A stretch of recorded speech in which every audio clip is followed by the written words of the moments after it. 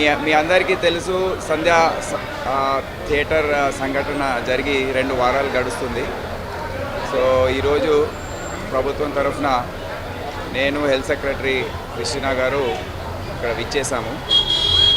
అక్కడ 2 వారాల నుండి కిమ్స్ హాస్పిటల్లో ట్రీట్మెంట్లో ఉన్న 9 సంవత్సరాల బాబు శ్రీతేజ్ ఆయన ఆరోగ్య పరిస్థితి ఏంటి, ఇంకా ముందు వచ్చే రోజుల్లో దాని గురించి ఏమేమి చర్యలు తీసుకోవాలో దాని గురించి డాక్టర్స్ని అడిగి తెలుసుకున్నాము.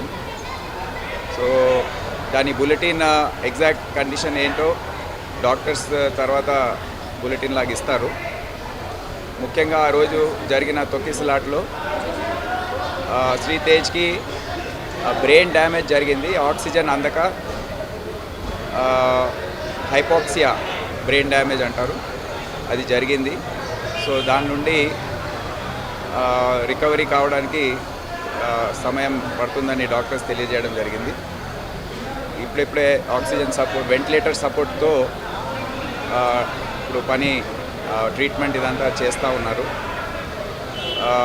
ఈ ట్రీట్మెంట్ కొద్దిగా సుదీర్ఘంగా సాగే అవకాశం ఉంది.